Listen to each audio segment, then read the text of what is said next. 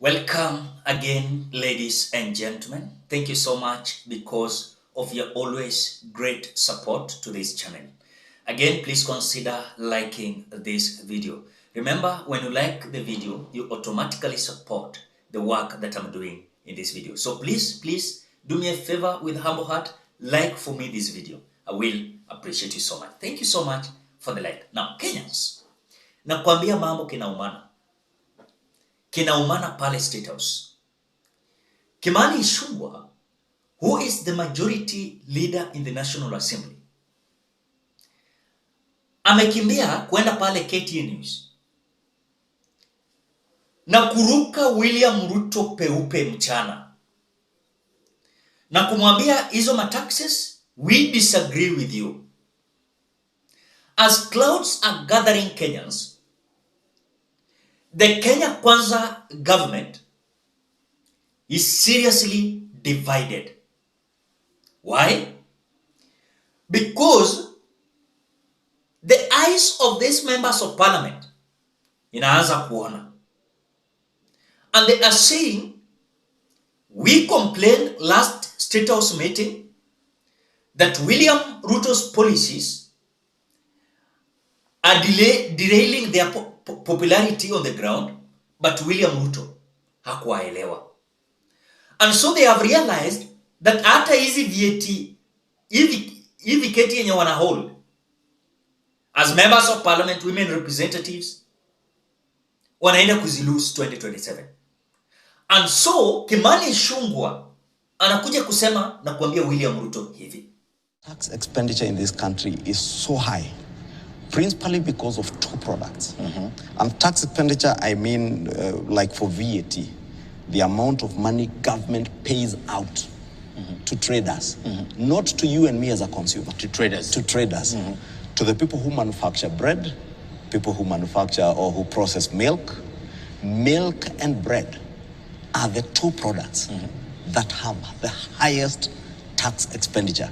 And they're 95% of tax refunds on VAT goes to bread and milk. Goes to bread and milk. But they're also the highest consumed in the country. That's everyone's breakfast. You and me buy milk and bread from the supermarket next to your house or somewhere.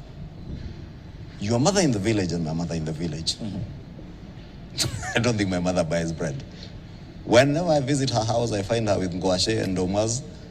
We are basically subsidizing life for the middle class, well-to-do Kenyans.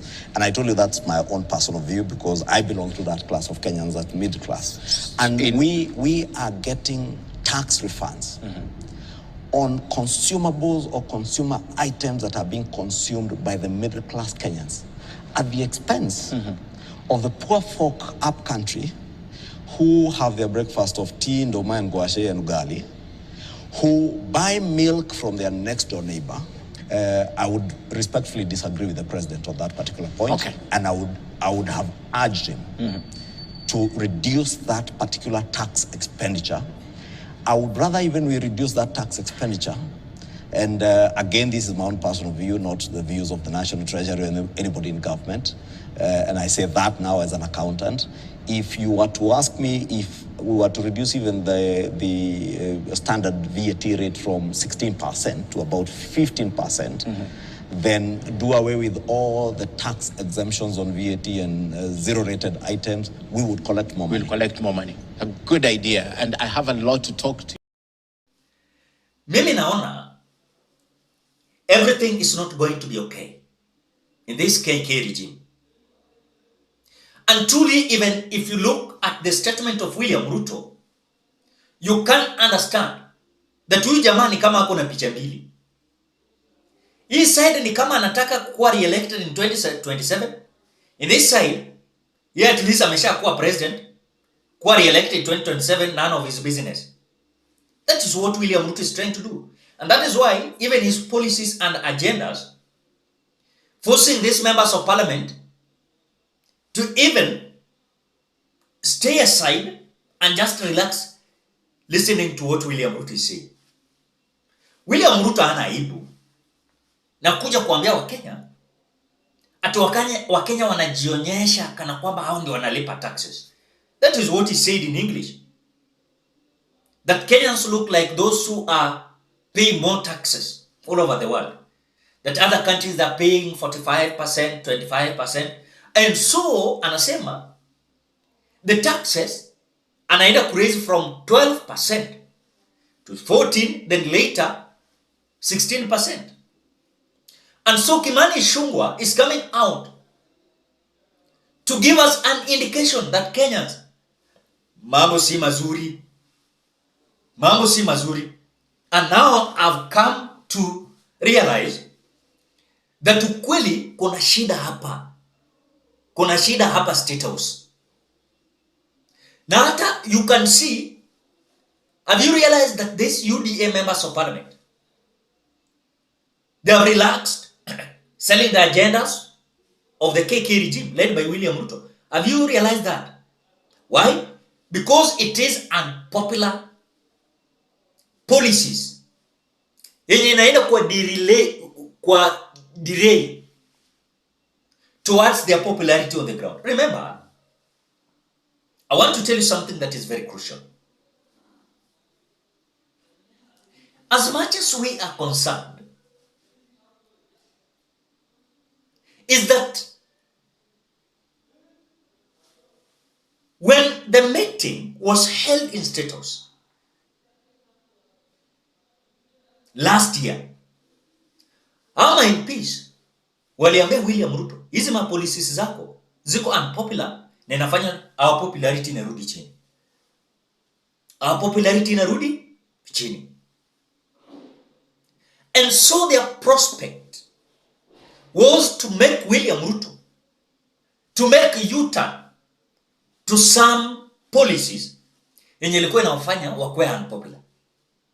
But guess what William Ruto told them?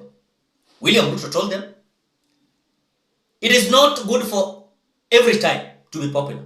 But our MPs huwa wanatakanga election nafanyika immediately, wanaanza kuwa popular. And so if you are coming out to try and derail them towards their popularity, these MPs will not support you. I'm telling you. Kwa sababu hao pia wanachaguliwa. Si William Ruto pia peke yake ndo anachaguliwa. And in fact they have realized, wasipohakikisha kwamba the ground they are popular, then William Ruto will not help them to gain the momentum on the ground. Because already William Ruto is having bad picture on the ground. Then what do you expect? What do you expect? Is nothing but them to stay aside and criticize their own government. The way Kimani Ichungwa is now criticizing their own government. Na ndio maana wakati au MPs kutoka Murang'a kukuja kusema kwamba they are not agreeing with taxation towards the producers, farmers who are producers, especially avocado farmers. They knew what they are saying. Walishajua kwamba hapana, hii serikali ya William Ruto inatupeleka mbaya. Inatupeleka mbaya. And we will not accept this. And so the ideology and the current agenda of these members of parliament, especially from the mountain, they are realizing hapana, hapa lazima tutaambia huyu jamaa ukweli sasa. Because sisi tunapoteza. Yeye alishachaguliwa kwa president, at least ameandika history. Once in a while alikuwa president. Na hata kama atachaguliwa 2027, ako kwa list hao wenye walikuwa president. Yeye at least ameachieve something. And so it is going to be history. Do you remember the prophecy of Pastor Tim Wangi? He said that there is a time that rebellion is going to hit this National Assembly. It is going to hit the National Assembly. Why? These members of parliament, Senate Assembly Pia, they are going to rebel against this government. And you will be shocked now, these members of parliament aligned to the government of William Ruto, they are joining opposition. And that is why even last week, not even last week, yes, last week, Boni Anole came out saying, it is so bad as a member of parliament, when you are elected, You support every policies that even destroys the people who elect you. And then these bad policies, you just popularize them, make them popular on the ground, as if they are benefiting the people. Then Bonnie already said, why is it that most of the time members of parliament are allied to the government? They usually defend even policies that are not good to the people. So I think for me, the video of Kimani Ichungwa is exposing what we are waiting to come. Ladies and gentlemen, what do you think? Drop your opinion at the comment section below. Otherwise, thank you so much because of your great support. Please consider subscribing, liking, commenting, and sharing this video. Bye bye till we meet in another video.